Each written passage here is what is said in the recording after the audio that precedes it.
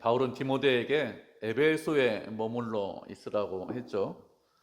에베소에 머물러 있으라고 한 것은 다른 교훈이 아니라 바른 교훈을 가르치라고 에베소에 머물러 있으라고 했습니다. 복음의 목적이 무엇이냐? 바른 교훈의 목적이 무엇인가 하면 거짓 없는 믿음에서 나오는 사랑이라고 했습니다. 사람들에게 복음을 전하는 이유가 무엇인가 하면 복음을 통해서 하나님을 사랑하고 형제를 사랑하도록 하기 위해서 복음을 전하는 것입니다. 그런데 다른 교훈을 전하는 사람들은 이렇게 하나님을 사랑하고 형제를 사랑하라고 다른 교훈을 전하는 것이 아닙니다. 자신들을 따르게 하려고 다른 교훈을 전하죠. 율법 교사가 되고 싶어서 가르치는 것이 너무 좋아서 그래서 다른 교훈을 전했는데 이들이 전하는 율법이나 이들이 확정하는 것들이 있는데 이런 것들이 무엇인지 제대로 알지 못하면서 가르친다고 했습니다. 하나님께서 우리에게 말씀하셨는데 그 말씀은 세상에서 많이 배웠다고 그 말씀을 알고 깨닫는 것은 아닙니다. 은혜를 주셔야 그래야 깨달을 수 있습니다. 그런데 어떤 사람들은 많이 배웠기 때문에 가르칠 수 있다 이렇게 생각하죠. 경험이나 지식을 가지고 말씀을 이해하는 것이 아니라 하나님께서 주시는 은혜로 말씀을 이해하고 가르칠 수 있는 것이죠. 이해해야. 그런데 이 다른 교훈을 가르치는 사람들은 자신이 가르치는 율법이 무슨 뜻인지 알지 못하면서 깨닫지 못하면서 가르치는 그런 율법 교사들이 있었습니다. 바울은 이런 율법 교사들과 달리 율법이 무엇이고 율법을 주신 이유가 무엇인지 정확하게 알고 있고 깨닫고 있죠. 그래서 율법에 대해서 간략하게 설명을 하고 있습니다. 8절을 보면 그러나 율법은 사람이 그것을 적법하게만 쓰면 선한 것임을 우리가 안다 이렇게 말씀을 하고 있습니다. 율법에 대해서 선하다 이렇게 말씀을 하고 있죠. 율법이 선한 이유가 무엇인가 하면 하나님께서 주셨기 때문에 선하다고 하는 것입니다. 하나님께서 주신 것들 중에서 악한 것이나 잘못된 것이 있느냐 그런 것들은 아무것도 없습니다. 하나님께서 인간에게 주셨는데 그 주신 것들은 다 좋은 것들이고 다 아름다운 것들이죠. 선한 것입니다. 그렇기 때문에 율법도 당연히 나쁘거나 악한 것이 아닙니다. 율법이 선하다는 것을 알고 그리고 율법이 주는 교훈을 바르게 알고 있으면 바르게 깨달으면 지극히 선한 것이 무엇인지 우리가 분별할 수 있습니다. 그렇지만 그 반대로 율법의 교훈을 바르게 알지 못하고 깨닫지 못하면 율법은 선하지만 하나님께서 우리에게 주신 율법은 선하지만 그렇지만 그 율법 때문에 얼마든지 잘못된 길로 갈 수 있습니다. 그런 사람들, 율법은 선하지만 율법 때문에 잘못된 길로 간 사람들의 가장 대표적인 사람들이 누구냐? 바리새인들이죠. 바리새인들은 하나님께서 주신 율법을 지키려고 노력하고 애쓰던 사람들입니다. 그렇지만 하나님께서 율법을 주셨는데 그 율법을 주신 이유가 무엇인지, 목적이 무엇인지, 율법의 의미가 무엇인지 이런 것들을 바르게 알지 못하고 깨닫지 못했습니다. 그들은 율법을 가지고 있는 것에 대해서, 율법을 받은 것에 대해서 아주 자랑스럽게 생각했습니다. 이방 사람들, 세상 사람들은 율법이 없죠. 하나님께서 그들에게 율법을 주시지 않았습니다. 자신들에게만, 유대인들에게만 율법을 주셨는데 그 중에서 바리새인들이 율법을 많이 알고 깨닫았기 때문에, 지키려고 했기 때문에 아주 자랑스럽게 생각했습니다. 그런데 율법을 알고 있고 율법을 가지고 있는 사람들이 의인이 아니라고 했습니다. 율법을 지키고 행하는 사람들이 의인입니다. 바리새인들은 율법을 가지고 있는 것으로 자랑을 했지만 그 율법대로는 살지 못했습니다. 유대인이나 이방인이나 어느 누구도 율법을 다 온전하게 지킬 수 있는 사람은 아무도 없습니다. 어느 누구도 의인이 아니죠. 율법을 온전히 지킬 수 있는 인간은 예수님 말고는 다른 사람은 없습니다. 예수님께서는 율법과 선지자를 온전하게 하시기 위해서 이 땅에 오셨습니다. 어느 누구도 율법을 지키는 것으로 의인이 될 수 없고 율법을 온전히 지키신 예수 그리스도를 믿는 것으로 의인이 될 수 있습니다. 이렇게 바리새인들은 율법을 알고 있고 율법을 가지고 있고 또 율법대로 살려고 했지만 율법을 주신 이유와 목적이 무엇인지 율법의 의미가 무엇인지 바르게 이해하지 못해서 잘못된 길로 갔습니다. 우리도 마찬가지예요. 율법을 바르게 알지 못하고 깨닫지 못하면 하나님께서 주셨지만 잘못된 길로 갈 수 있습니다. 그렇기 때문에 우리는 하나님께서 주신 율법을 바르게 알고 바르게 깨달아야 합니다. 그래야 바른 길로 갈 수 있습니다. 하나님께서 율법을 주셨는데 율법을 주신 이유가 무엇이냐? 첫 번째는 우리가 사는 세상에 있는 사회가 있는데 그 세상의 질서, 사회의 질서를 유지하기 위한 수단으로 율법을 주셨습니다. 율법을 지키는 사람들 중에는 겉으로만 율법을 지키는 사람들이 종종 있어요. 이렇게 겉으로만 율법을 지키는 사람들은 하나님을 사랑하기 때문에 율법을 지키는 것은 아니죠. 무엇이 두려운가 하면 형벌이 두려운 거예요. 하나님께서 율법을 어기면 벌을 내리시는데 그 형벌이 두려워서 율법을 지키는 거죠. 실제로 우리가 경험하기는 율법을 어기면, 하나님께서 주시는 법을 어기면 실제로 우리 인생 가운데 벌이 있다는 것을 알 수 있습니다. 이렇게 형벌이 두려워서 악한 일을 하지 못하기 때문에 율법은 사회의 질서, 우리가 사는 세상의 질서를 유지하는 그런 기능이 있습니다. 두 번째, 율법을 주신 이유가 무엇인가 하면 우리가 죄인이라는 것을 깨닫고 그리고 그 율법 때문에 그리스도에게로 인도하는 그런 기능을 가지고 있습니다. 율법을 바르게 알고 율법을 깨달으면 인간은 율법을 지키는 것으로 구원받을 수 없다는 것을 알게 됩니다. 율법을 지키는 것으로, 율법을 아는 것으로 구원받는 것이 아니라 그리스도를 믿음으로 구원받는다는 것을 알게 됩니다. 그래서 율법을 바라보는 것이 아니라 누구를 바라보느냐? 그리스도를 바라보게 됩니다. 이렇게 율법은 죄인인 인간을 그리스도에게로 인도합니다. 이렇게 죄인인 인간을 그리스도에게로 인도하기 때문에 바울이 율법에 대해서 몽학선생이다, 초등교사다 이렇게 불렀죠. 세 번째, 율법은 그리스도 안에 있는 우리 같은 믿음 안에 있는 성도들을 바르게 인도하는 그런 기능이 있습니다. 우리가 구원받는 것은 그리스도를 믿는 믿음으로 구원받았습니다. 그렇게 믿음으로 구원받은 성도는 어떻게 살아야 될까요? 구원받았기 때문에 말씀에 순종하면서 사셔야 합니다. 어떤 사람들은 믿음으로 구원받았기 때문에, 복음으로 구원받았기 때문에 율법이 필요 없다 이렇게 주장하는 사람들이 종종 있습니다. 반율법주의자, 무율법주의자 이렇게 부르는데 믿음으로 구원받았기 때문에 율법은 필요 없는 거다 이렇게 이야기하는데, 하나님께서 우리를 구원하신 이유가 무엇이냐? 우리 마음대로 살라고 구원하신 것이 아니죠. 말씀에 순종하고 하나님을 따라 살고 하나님의 은혜 가운데 살게 하기 위해서 구원해 주셨습니다. 그렇게 하나님을 따라가고 닮아가기 위해서 구원하셨는데, 그렇게 살기 위해서 필요한 것이 무엇이냐? 율법입니다. 율법에는 하나님의 뜻이 담겨져 있어요. 하나님의 마음이 담겨져 있습니다. 율법을 알면 하나님께서 좋아하시는 것이 무엇인지, 기뻐하시는 것이 무엇인지, 하나님께서 싫어하시고 멀리하시는 것이 무엇인지 그 안에 담겨져 있습니다. 그렇기 때문에 율법에 순종하면 하나님께서 기뻐하시고 좋아하시는 일들을 할 수 있습니다. 그래서 우리가 어떻게 살아야 되느냐? 율법대로 살아야 합니다. 구원받은 성도는 율법대로 살 때 하나님께서 기뻐하시는 삶을 살 수 있죠. 이렇기 때문에 율법을 바르게만 사용한다면 그 율법이 선하다는 것을 우리가 안다고 했습니다. 이렇게 율법을 바르게 사용하면 선한 것이라는 것을 아는 사람이 또 알아야 되는 것이 무엇이냐? 구절을 보면 율법을 세운 이유가 무엇이냐? 옳은 사람을 위해서, 의로운 사람을 위해서 세운 것이 아니라고 했습니다. 불의한 사람을 위해서 율법을 세웠다고 했습니다. 율법을 주신 이유가 무엇이냐? 자신이 악하다 이렇게 깨달은 사람에게만 율법이 필요한 것이 아니라 자신이 악하다고 아직까지 깨닫지 못한 사람에게, 불의한 자들에게 율법이 필요하다 이런 뜻입니다. 이런 사람들이 어떤 사람들이냐? 이런 사람들은 에베소 교회를 살펴보면 이 다른 교훈을 전하는 사람들이죠. 율법 교사가 되기를 원하던 사람들입니다. 이들은 율법을 가르치고 있지만 자신들이 의인이 아니라는 것을 아직까지 깨닫지 못하고 있는 사람들입니다. 우리도 이렇게 될 수 있습니다. 율법을 알고 있어요. 하나님께서 주신 말씀을 알고 있습니다. 또 하나님의 말씀을 얼마든지 가르칠 수 있습니다.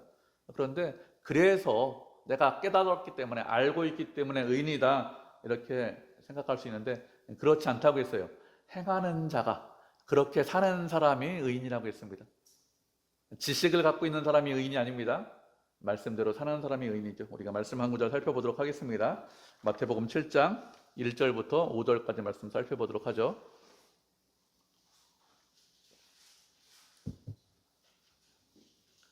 마태복음 7장 1절부터 5절까지 신약성경 9페이지네요. 예. 한 절씩 교독하고 마지막 절 합독하도록 하겠습니다. 마태복음 7장 1절입니다. 먼저 읽겠습니다.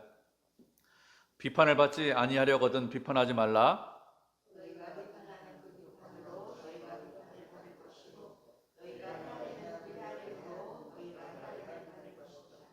어찌하여 형제의 눈 속에 있는 티는 보고 내 눈 속에 있는 들보는 깨닫지 못하느냐?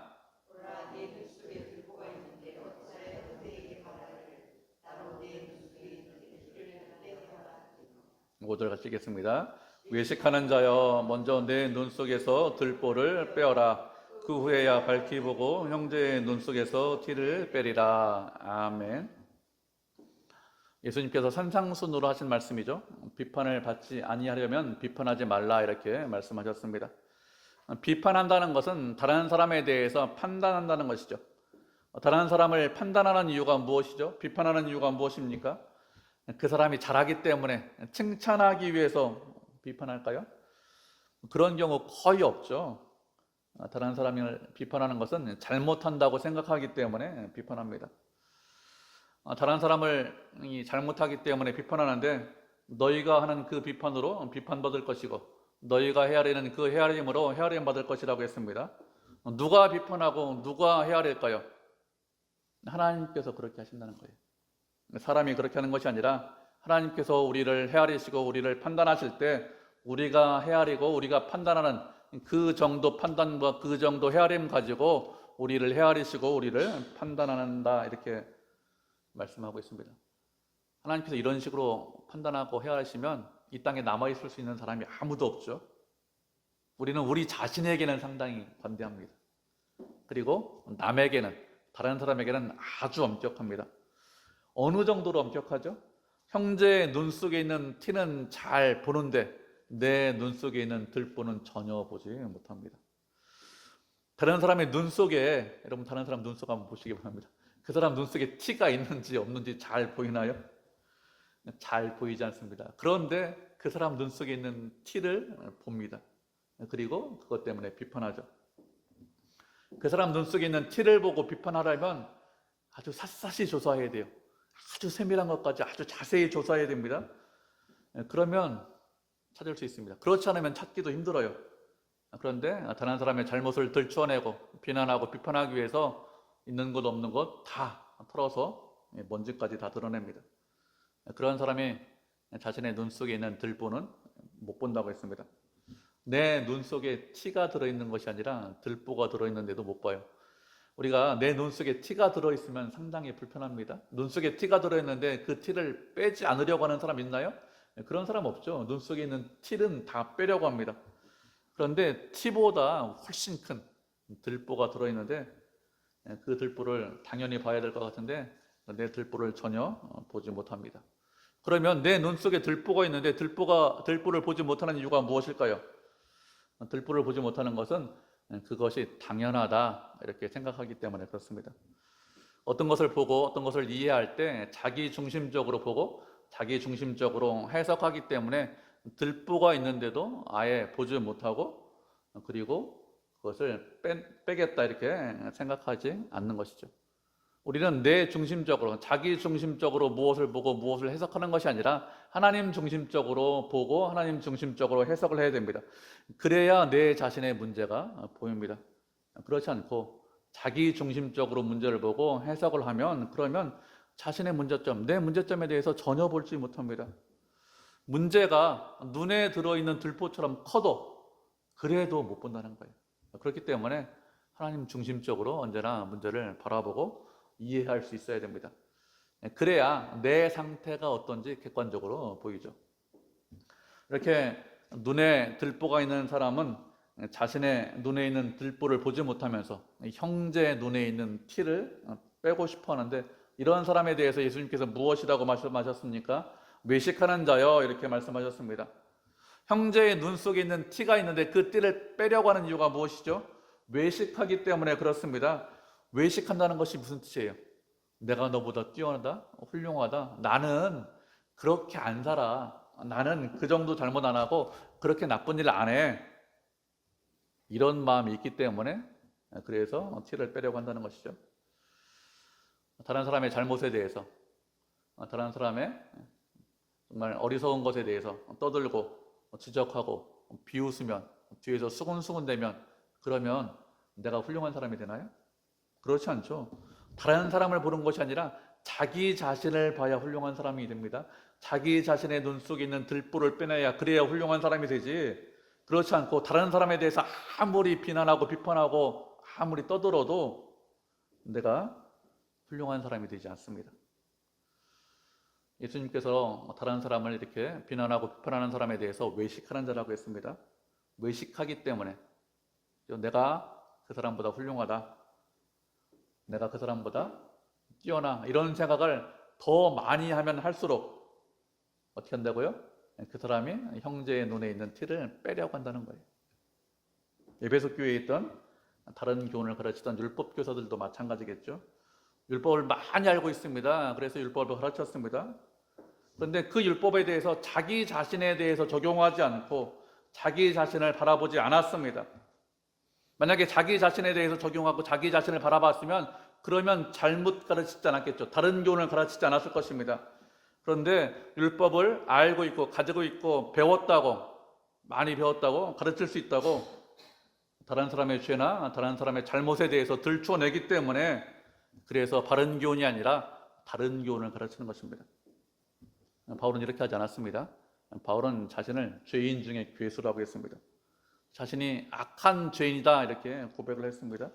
이렇게 죄인 중에서 가장 큰 죄인이다, 죄인 중에 괴수다, 이렇게 알고 있는 사람이 율법을 자기 자신에게 적용하는 것이 아니라 다른 사람의 잘못을 드러내고 들춰내고 비판하고 비난하는데, 그런 데 사용할까요? 그렇지 않죠. 자신이 죄인이라는 것을 알고 있으면 율법을 이런 식으로 사용하지 않습니다. 자신이 죄인이라는 것을 인정하지 않기 때문에, 외식하기 때문에 율법을 바르게 사용하지 않는 것이죠. 이렇게 율법이라는 것은 자신이 죄인이라는 것을 분명히 알고 깨달을 때, 그때 바르게 사용할 수 있습니다. 이렇게 율법은 불의한 자들을 위해서 말씀을 하셨는데, 제정하셨는데, 그 불의한 자들이 어떤 자들이냐 9절부터 말씀하고 있죠. 불법한 자와 복종하지 않는 자, 경건하지 않은 자, 죄인, 거룩하지 않는 자, 망령된 자, 살인하는 자, 음행하는 자, 인신매매하는 자, 거짓말하는 자, 기타 바른 교훈을 거스르는 자, 이렇게 말씀하고 있습니다. 이런 자들을 위해서 기록을 하고 있다는 것이죠. 불법한 자가 어떤 사람이냐? 무법한 자다, 이런 뜻입니다. 이방인을 말합니다. 이런 이방인들은 세상에 아무런 법이 없다 이렇게 생각하는 사람들이죠. 이들은 하나님을 그 마음에 두기를 싫어합니다. 하나님이 없다 이렇게 생각하는 사람들입니다.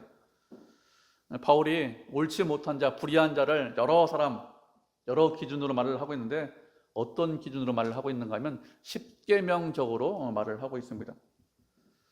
바울이 옳지 못한 자, 불의한 자 이렇게 여러 사람을 이야기하는데 10가지가 넘죠. 십계명하고 똑같이 말하고 있지 않습니다. 그렇지만 십계명적으로 분명하게 말을 하고 있습니다. 이 불의한 자들 누구죠? 이 불의한 자들은 하나님을 사랑하지 않고 형제들, 이웃을 사랑하지 않는 자들, 그런 자들이 옳지 못한 자들이고 불의한 자들입니다. 하나님을 사랑하지 않고 이웃을 사랑하지 않으면서 율법을 가르친다면, 율법에 대해서 말한다면 그 사람은 악한 자다, 이런 뜻입니다.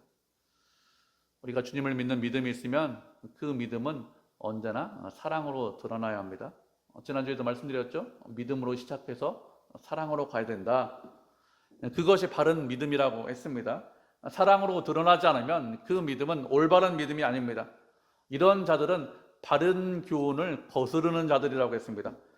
바른 교훈이 무엇이냐? 바른 교훈은 우리가 믿고 의지하는 복음을 말합니다. 복음은 바른 교훈인데, 다른 말로 하면 건전한 교훈이다, 건강한 교훈이다, 깨끗한 교훈이다, 이런 뜻입니다. 하나님께서 우리에게 말씀하시는 복음은 언제나 건전하고 건강하고 깨끗합니다. 그렇지만 다른 교훈은 그렇지 않아요. 복음만 건전하고 건강하고 깨끗하죠. 우리가 말씀한 구절 살펴보도록 하겠습니다. 요한일서 5장 2절부터 4절까지입니다. 신약성경 392페이지.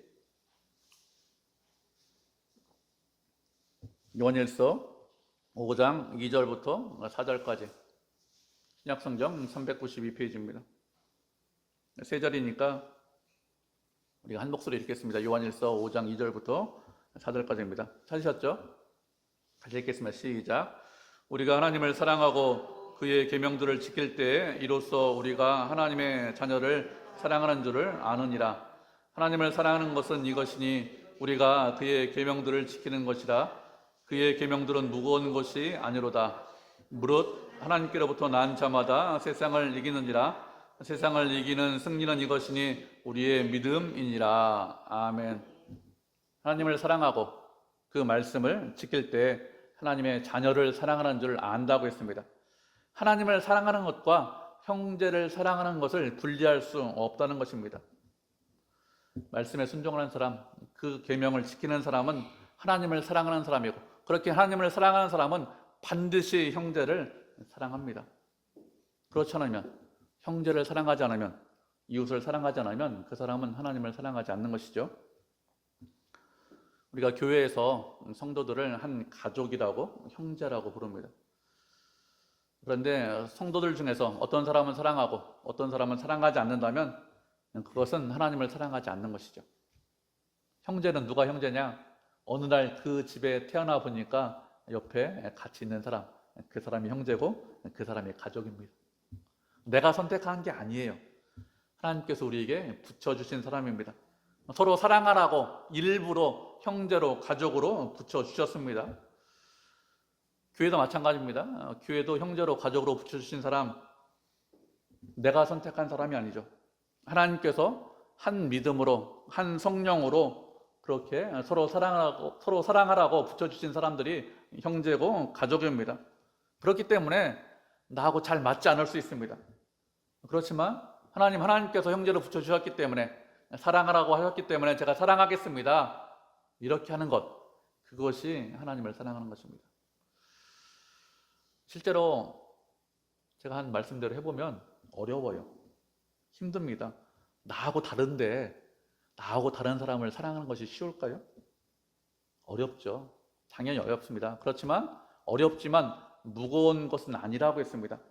무거운 것은 아니라는 것은 우리가 지지 못하는, 질 수 없는 그런 짐이 아니라는 뜻입니다. 하나님께서 우리에게 말씀하시는 것은 우리가 얼마든지 질 수 있는, 그리고 우리가 얼마든지 행할 수 있는 그런 말씀이다, 이런 뜻입니다. 힘들고 어렵지만, 그렇지만 질 수 없는 무거운 짐이 아니다, 이런 뜻입니다. 힘들고 어렵기 때문에 실제로 보면 어떻게 하셔야 됩니까? 훈련하셔야 돼요. 노력하셔야 됩니다. 훈련하고 노력해야 그 짐을 질 수 있지, 그냥 가만히 있으면 그러면 짐을 질 수 없습니다. 그런데 짐을 질 때 무엇으로 짐을 질 수 있다고 했죠? 믿음으로 짐을 질 수 있다고 했습니다. 우리가 세상을 이기는 것은 믿음으로 세상을 이긴다고 했습니다. 하나님을 사랑합니다. 형제를 사랑합니다. 그래서 제가 말씀에 순종하겠습니다. 그렇게 하려면 언제나 방해하는 것들이 있어요. 사람이 눈에 보이기 때문에 사람이 방해하는 것 같지만 사람이 방해하는 것이 아니라 사람 뒤에 숨어있는 악한 영들이 방해합니다. 그런데 악한 영은 눈에 보이지 않아요. 사람만 보이기 때문에 사람을 싫어하고 미워하고 멀리합니다. 우리가 싸울 대상은 악한 영들이지 사람이 아닙니다. 악한 영들이 형제 사랑하는 것을, 이웃 사랑하는 것을 방해합니다. 그렇기 때문에 믿음으로 이기셔야 돼요. 믿음을 가지고 영적인 전쟁에서 승리하셔야 됩니다. 이렇게 믿음을 가지고 하루하루 조금씩 승리할 때 그때 하나님께서 기뻐하시죠. 하나님께서 우리에게 바른 교훈, 건강하고 깨끗한 교훈을 주셨는데, 이 교훈에 대해서 11절을 보면 무엇이라고 했는가 하면 복되신 하나님의 영광의 복음이다, 이렇게 말씀을 하고 있습니다. 복음에 대해서 영광의 복음이라고 했습니다. 영광의 복음이라는 것은 복음이 영광스럽다는 것이죠. 복음이 빛나고 아름답고 영롱하고 찬란하고 명예롭다, 이런 뜻입니다. 바울은 복음에 대해서 영광스럽게 생각하고 있습니다. 그러면 우리는 어떻게 생각하고 있죠? 복음에 대해서 영광스럽게 생각하고 있는지 살펴보시기 바랍니다. 바울은 복음을 부끄러워하지 않는다고 했습니다. 부끄러워하지 않는다는 것은 가장 자랑스럽게, 가장 영광스럽게 생각한다는 것을 이렇게 완곡어 표현으로 좀 돌려서 표현한 것입니다. 그렇게 자랑스럽게, 영광스럽게 생각하는 이유가 무엇인가 하면 복음은 모든 믿는 자에게 구원을 주시는 하나님의 능력이기 때문에 가장 영광스럽게, 가장 자랑스럽게 생각을 한다고 했습니다. 다른 어떤 것도 우리에게 구원 주지 못합니다. 복음만이 우리를 구원할 수 있습니다. 우리가 많이 가진 것으로, 능력이 많은 것으로, 힘이 많은 것으로, 많이 배운 것으로 우리를 구원할 수 있나요? 그런 것들이 우리 구원하지 못합니다. 복음만이 우리를 구원할 수 있습니다. 우리는 복음을 어떻게 생각하고 있죠? 자기 자신을 돌아보시기 바랍니다. 영광스럽게 생각하고 있는지, 아니면 그렇지 않은지, 영광의 복음인지 아닌지 돌아보시기 바라요. 정말 아름답고 찬란하고 고귀하고 명예롭게 생각하고 있는지, 아니면 그냥 하찮게 생각하고 있는지. 복음은 영광의 복음입니다. 그리고 이 영광의 복음이라는 것은 하나님의 영광을 가장 잘 드러내고 나타내는 것이 복음이다, 이런 뜻입니다. 세상 만물을 보면 하나님의 영광이 보입니다. 하늘에 있는 해와 달과 별을 보면서, 자연 만물을 보면서, 그죠? 동물과 식물을 보면 하나님의 영광이 그곳에 보입니다. 그렇게 자연 만물에 하나님의 영광이 보이지만 복음이 하나님의 영광을 가장 잘 드러내고 나타냅니다. 하나님의 진정한 영광을 보기 위해서는 복음을 알아야 됩니다. 복음을 알지 못하면 하나님의 진정한 영광이 무엇인지 알지 못하죠. 이렇게 복음은 영광스럽고 또 하나님의 영광을 가장 잘 드러내고 가장 잘 나타내죠. 이런 복음에 대해서 바울이 또 무엇이라고 했죠? 하나님의 복음이라고 했습니다. 복음이 무슨 뜻인가 하면 기쁜 소식이다, 즐거운 소식이다, 이런 뜻입니다. 그런데 그런 복음은 하나님의 복음이다, 이런 뜻이라고 했습니다. 하나님의 복음이라는 것은 하나님께서 기쁘고 즐거운 소식을 주신다는 것입니다. 복음은 하나님의 복음이에요. 사람의 복음이 아닙니다. 목사의 복음이 아닙니다. 어떤 사람이 우리에게 기쁘고 즐거운 소식을 주는 것이 아니라 하나님께서 우리에게 기쁘고 즐거운 소식을 주십니다. 그래서 하나님의 복음이죠. 사람도 우리에게 기쁘고 즐거운 소식을 줄 수 있습니다. 그렇지만 그 소식은 영원하지 않아요. 잠시 잠깐 기쁘고 잠시 잠깐 즐겁습니다. 시간이 지나면 다 알죠? 시들해집니다. 시간이 지나면 아무것도 아닌 것이 됩니다. 그렇지만 하나님의 복음은 그렇지 않습니다. 영원한 기쁨과 영원한 즐거움을 줍니다. 하나님께서 영원한 기쁨과 영원한 즐거움을 주시기 때문에 그 복음이, 하나님의 복음이 우리의 소망이 되죠. 세상에는 어떤 것도 우리의 소망이 되지 못합니다. 영원한 것이 아니기 때문에 우리의 소망이 되지 못하죠.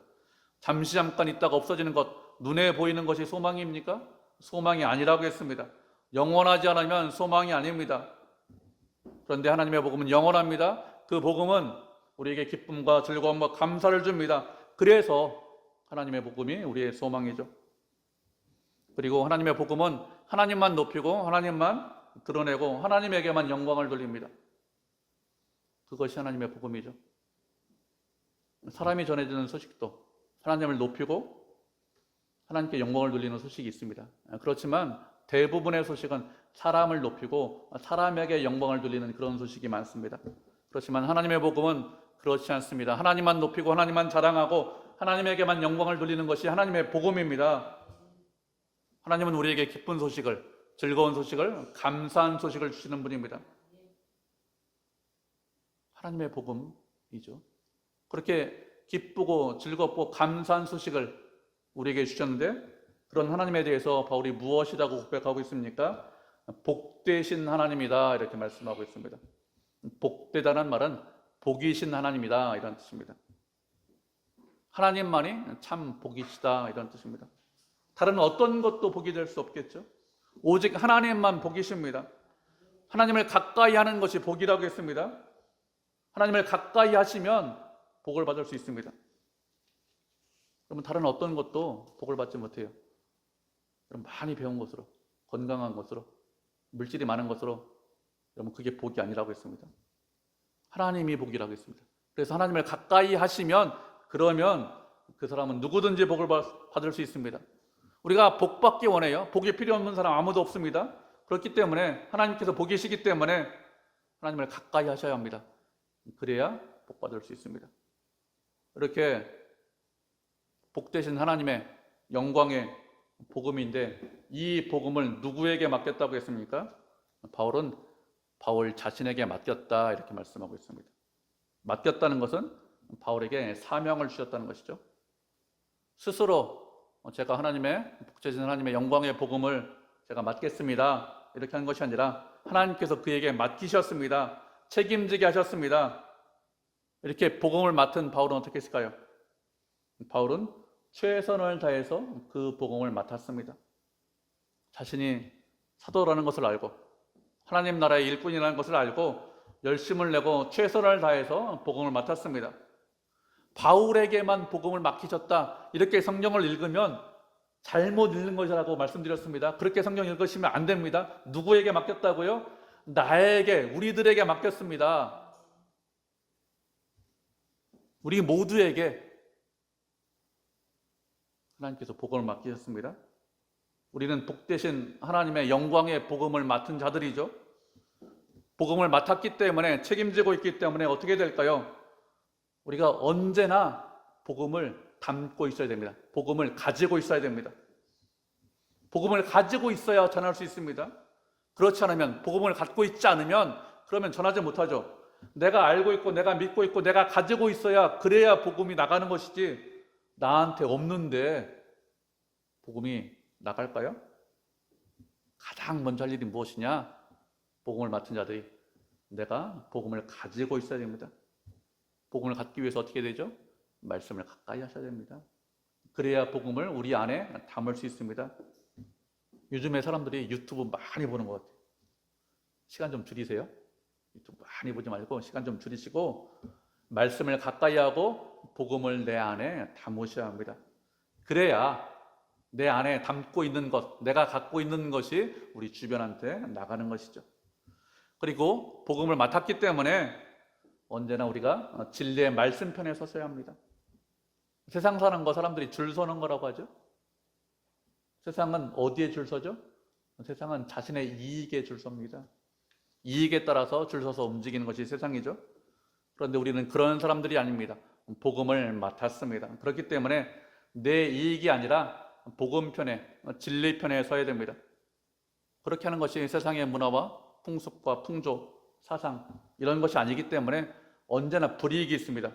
그렇지만 복음편에, 진리편에 서야 됩니다. 그렇게 진리편에, 복음편에 서는 것, 그것이 복음을 맡은 우리가 해야 될 일이죠. 그리고 복음을 맡았기 때문에 우리가 전하셔야 됩니다. 우리가 주님을 먼저 믿은 이유가 무엇이죠?